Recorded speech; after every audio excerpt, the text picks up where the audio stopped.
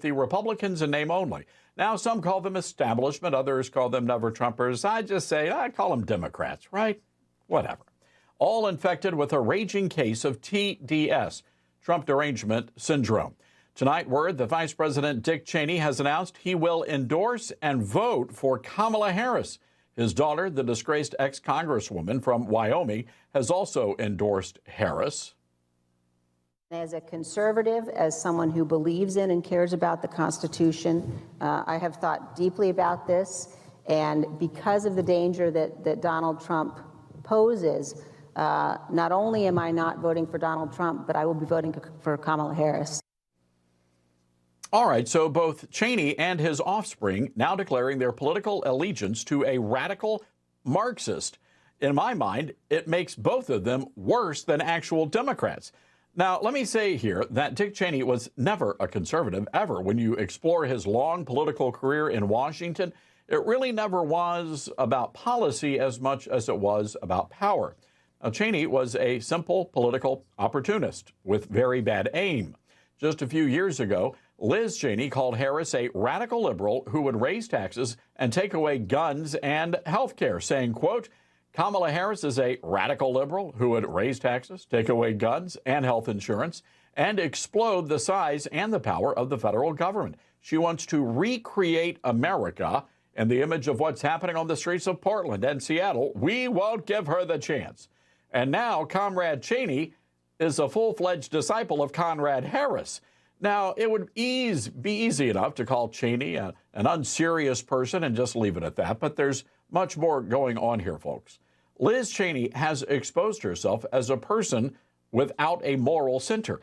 There's really no other explanation for a person who just abandoned her official positions on every conservative issue. So Cheney now, we have to imagine, is pro-abortion, pro-open borders, pro-big government. She backs radical sex and gender policies. Liz Cheney now identifies as someone to the left of Bernie Sanders. Now, it is a troubling trend among so-called establishment Republicans, or the never-Trump Republicans, our way or the highway, loyalty to the establishment, not the party. Now, take the offspring of the late Senator John McCain. All never-Trumpers, by the way. The other day, Jimmy McCain announced that he would be supporting Kamala Harris. You know, what Trump said about my father is irreprehensible. I mean, it's... I've never forgotten it. And, you know, to remind everyone, you know, John McCain was my father as well. And, you know, he was the guy I went to when I skinned my knee, you know. So to hear those things said about him, I can never forgive.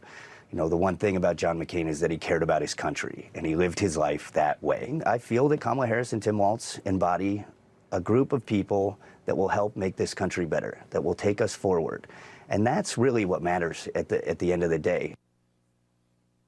All right. Well, then Jimmy brought up a fake news attack on President Trump, accusing the former president of staging a campaign video at Arlington National Cemetery and desecrating sacred grounds.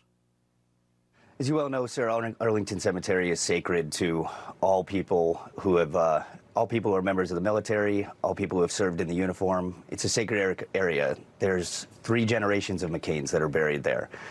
It's a violation because these rules are set in place. The people who are buried there don't have an opinion. The point of Arlington Cemetery is to go and show respect for the men and women who have given their lives to this country. When you make it political, you take away the respect of the people who are there. All right. Look here. For the record, people, President Trump was invited by the families of the fallen who died at Abbey Gate. There was no campaign commercial. But Jimmy's daddy, on the other hand, did in fact film a campaign commercial at Arlington National Cemetery. It happened back in 1999, caused a major political scandal at the time.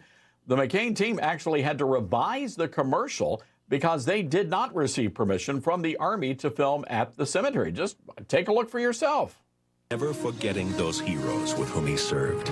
Never forgetting those heroes with whom he served. He returned home, spirit unbroken, again devoting himself to his country. Navy officer, congressman, senator, taking on the establishment and defying special interests. And never forgetting those heroes with whom he served. Today, John McCain is ready to lead America into the new century. So, I wonder if Jimmy feels let down now that we know his own daddy desecrated sacred ground. And then there's Willard Mitt Romney. Oh, Willard, who once said Donald Trump represents a failure of character. That's Willard, the man who flip-flopped on the abortion issue and the border and amnesty for illegals and tax cuts and the National Rifle Association and don't ask, don't tell. That and he strapped a dog to the top of the family station wagon for a 12-hour road trip. That's Willard. And we wonder why Willard lost in a landslide? Imagine that. Well, the great irony is that people like Liz Cheney and Mitt Romney and Jimmy McCain are actually responsible for the rise of Donald Trump for decades. Decades. They promised to govern as fiscal and social conservatives, but year after year, election cycle after election cycle, the Cheneys and the McCains of the Republican Party betrayed the base. Remember when Senator John McCain became the deciding vote on whether or not to abolish Obamacare? He made sure he was on camera when he offered that thumbs down vote and stuck it up the backside of every freedom-loving American in the nation. So let's go back to 2016 for a moment. The voters rose up, finally decided enough was enough. The people were tired of all the broken promises.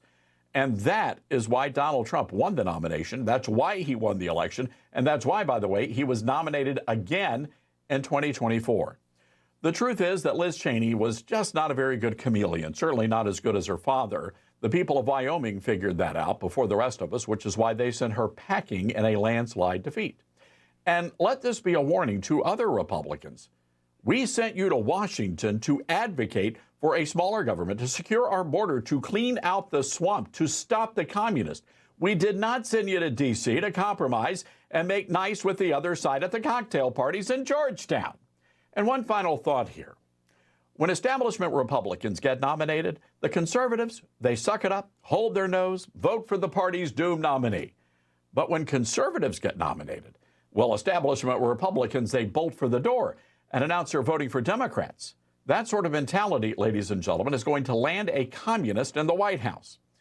Now, I saw the Reagan movie a few weeks ago during a private screening. And I got to tell you, you and your family, you got to see this movie, especially if you have teenagers. I was reminded of something President Reagan once said. He framed the Cold War as a fight between right and wrong, good and evil. Today, we are fighting the same fight that Reagan fought during his days in Hollywood and his days in the White House. The November election is not about Republican versus Democrat or conservative versus liberal. No, it's about right versus wrong, good versus evil.